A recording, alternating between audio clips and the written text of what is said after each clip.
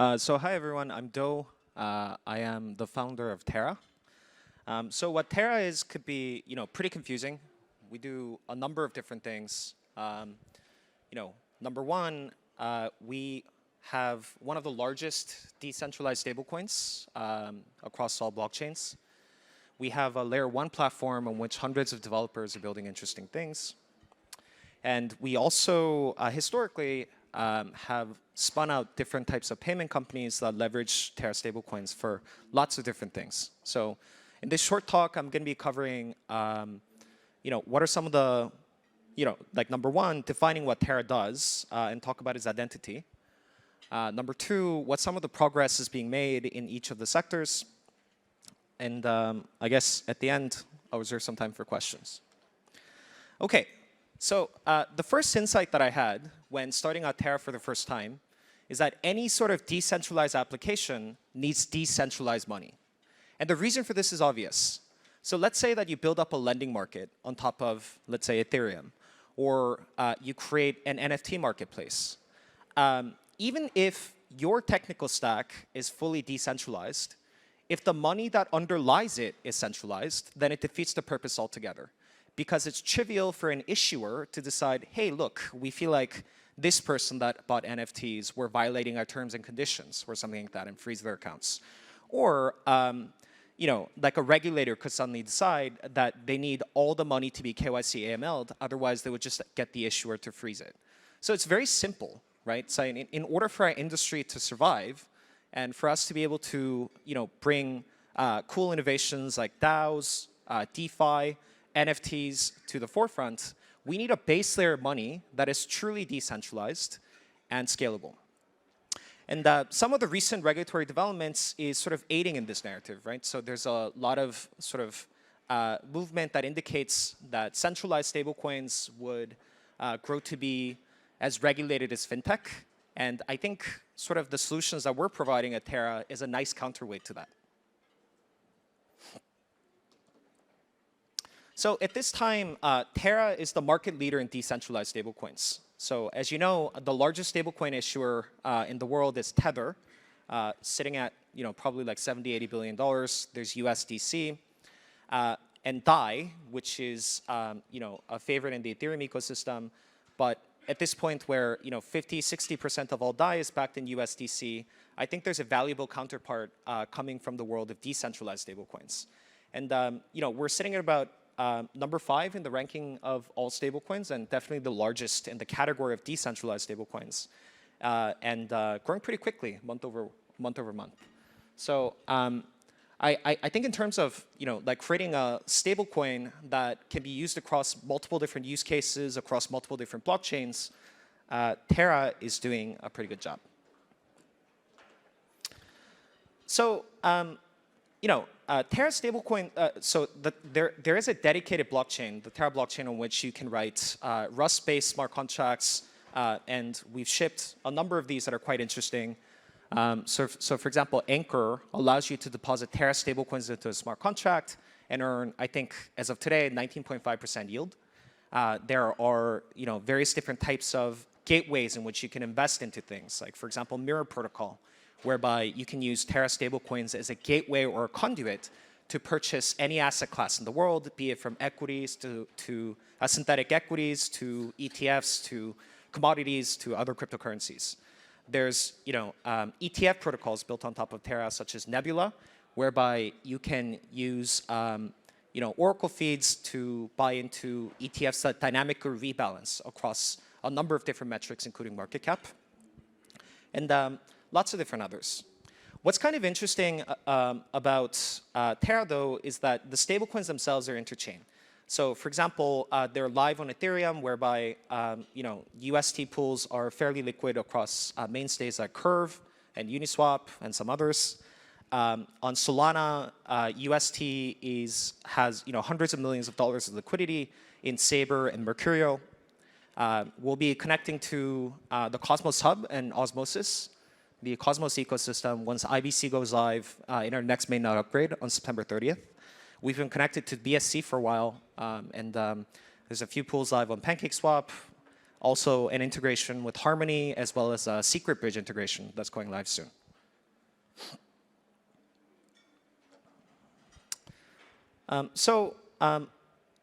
In July, I saw an interesting tweet about how Terra was the third largest blockchain, smart contract platform with, in terms of TVL and by many metrics by usership. We've launched a couple of things like in-house to Terraform labs on top of the Terra blockchain, but quite accidentally that sort of inspired a ton of different developers building applications from DeFi to, let's say, Forex, money exchange, NFTs, all on top of the Terra platform. So I think one of the most interesting things that we've done is that we've sort of created a community that thinks deeply about what money is in a crypto context and how we can build applications that enhance the use cases of that money. It's a little bit different from a general purpose sort of smart contract ecosystem where people are thinking about building generalized apps. But it's really interesting is that each of these different products are products in their own right. But at the same time, they enhance the feature set of the principal product in the ecosystem, which is the decentralized stablecoin and money. OK, yeah, so that was pretty much it. Paul? I have a few questions, and I'll open up to the audience. We have quite a bit of time, about 12 minutes. So I guess since I was a fairly early investor in Terra, and one of the reasons why I invested was because of Doe and Daniel and the background of these entrepreneurs, both on the technical and on the e-commerce side. And I remember, even before we kind of got to this whole ecosystem behind Terra, it made sense to create the decentralized money, and then, of course, through the connections in Korea and Southeast Asia, potentially using Terra for e-commerce and things like that. How has that been going in terms of just like the geographical distribution of Terra and also some of the use cases sort of around the e-commerce platform? Yeah.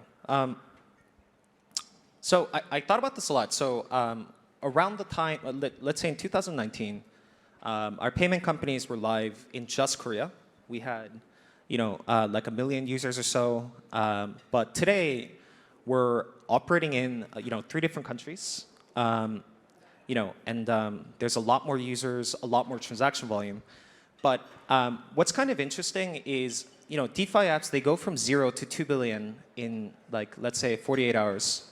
And the fastest growing payments company in the world cannot satisfy the growth expectations of degens. So putting money to work is going to be a slower process than sort of giving people access to yield. But it's work that needs to be done. So that's awesome.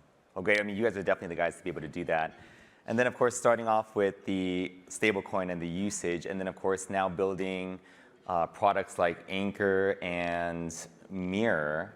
What was the thought process around building some of those applications yourselves, and how do you sort of think about now growing the application side? Are you planning on kind of building more of these apps? Are you just going to foster the ecosystem? How do you sort of think about those 2 paths? Yeah, so if you talk to other people in the industry, they give Terraform Labs credit for being an app factory, so essentially working on lots of different products at once. But internal at the firm, we only think about there being one product at TFL, and that's the Terra stablecoin. And everything else that we've created on top of it, like Anchor and Mirror, just enhance the usability of this product. One way to think about money is that if you sort of think about money as a technology, it's a very simple product with 2 features. You can either spend it or you can hold it. So basically, we decided that everything that we would do at Terraform Labs is to make sure that Terra stablecoins are the easiest to spend and most attractive to hold. The reason why we created Anchor is because it offers a best risk-adjusted reward on Terra stablecoins than anything else in the market. The reason why we built Mirror and Chai and other things is because it offers an easy gateway by which people can either spend their money or to use it to invest in various different things. Awesome. And then, how do you measure success for your company and your vision? What sort of KPIs would you say are ones that you look at to be able to track how you guys are doing? Yeah, so from a qualitative sense, I think our goal would be to get to a state where Terra stablecoins become the de facto money whenever somebody is trying to build a decentralized application on any blockchain. So there's a lot of work to do from this sense. And then I guess, like, secondly, we want to get to a state where this Terra economy is self-sustaining, right? So we want to make sure that it's diversified. There's tens of billions, if not hundreds of billions of dollars in Terra stablecoins being used across tens of thousands of different applications. And we're like 1% of the way there, but we'll see. Awesome. Okay, last question for me, and then I think we'll have probably 5 or 6 minutes to open up for the audience. We've started investing ourselves. We're part of the ecosystem fund. We've made investments already in sort of a Wi-Fi built on top of Terra. And so I'm seeing things a lot around DeFi and infrastructure, oracles, et cetera. I guess, and you had a great map of just like so much activity going on in the ecosystem. What hasn't been built yet? Or what hasn't been built yet that you'd like to see? Any sort of requests for startups? Guys that are itching to, for ideas to kind of build on Terra. Yeah. So an interesting problem area that I've been looking into is this idea of how to tokenize time. And the reason why tokenizing time is important is because I think one of the greatest unsolved problems in DeFi is how to offer under-collateralized lending. And how you do this is two things.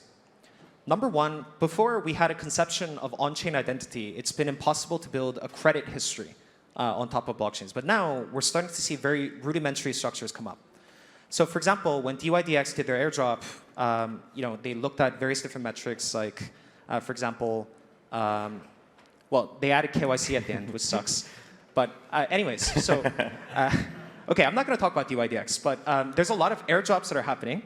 But these airdrops are starting to look to metrics like how active has the wallet been in governance. Or, for example, some of the newer airdrops that are being designed is looking to how long was a particular NFT held by a wallet. Mm-hmm. So in the sense that it represents somebody's identity.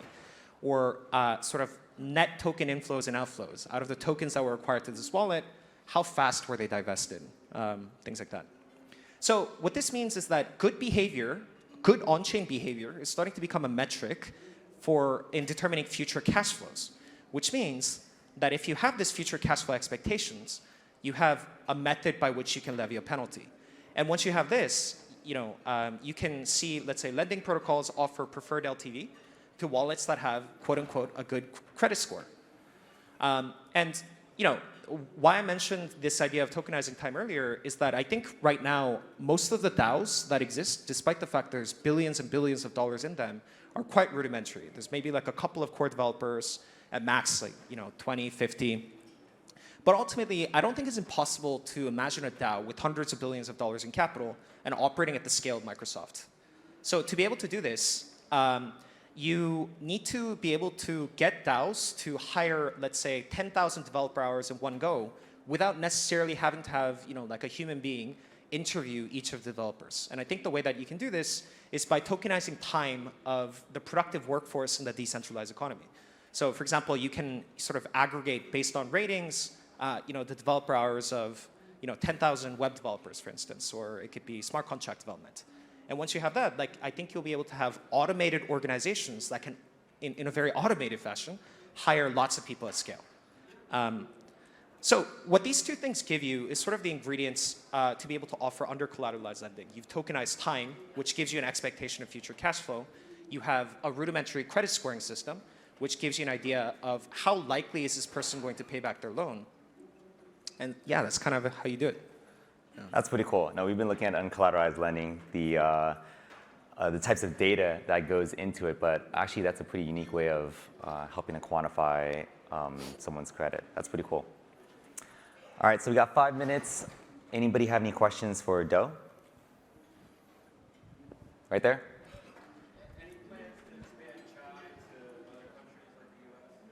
Any plans to expand Chai to other countries like the US? Yeah, so where I am with Chai is that last year I stepped aside from day-to-day operations at Chai to focus on other projects that TFL is working on. So I'm a board member, but I'm probably missing one right now. So But I think the goal is to get to a state where, as long as it can get licenses to operate in different countries, and there's a competitive advantage. So, Vietnam is pretty high up in Chai's target, and it's begun some POC operations there already. Yeah, so the goal is still to expand into multiple countries in Southeast Asia. Right here? Joe, Yeah. I wanted to just get your thoughts. How do you think about the peg as institutional capital comes into the Terra Luna ecosystem? Okay, his question was, how do you think about the peg as institutional investors come into the Terra Luna ecosystem? Yeah. So quite interestingly, there's two different problems. So there's the upwards peg, and then there's the downwards peg. So in terms of the upwards peg, the problem is that a majority of the Luna that exists is staked, right? Which means that there's sort of a conflict between whether you want to capture airdrops and sort of the factors for growth as they're being created, or whether you want to keep it liquid so that you can mint new stablecoins. So especially during February to April type of timeline, when we were literally going from almost $0 to $2 billion, we had a lot of sort of demand constraints for both UST and Luna.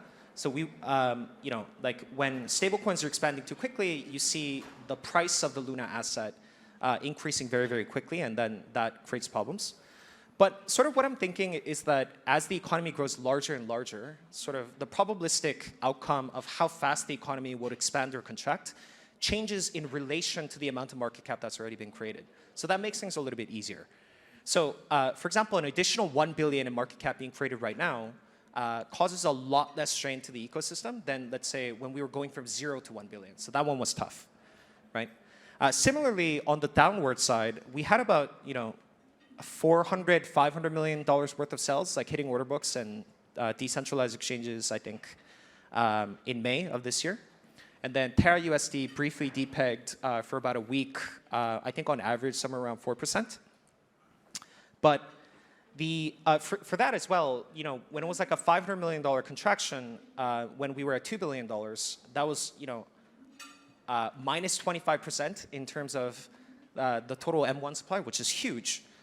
But if we're at a state where we're, let's say, $10 billion and we have $1 billion in contraction, then it's not as big a deal. Yeah. All right, I saw a hand right there. Can you talk about the Columbus 5 upgrade coming up? Columbus 5 upgrade coming up. Yeah, so Columbus 5 is interesting because it does two things. Number one, it starts to solve a lot of the initial scalability problems on the Terra blockchain. So for one, what it does is, we have a gas limit that's been set for, smart contract executions on our execution layer, which is Cosmosm. And we're increasing that gas capacity by 33x in Columbus 5.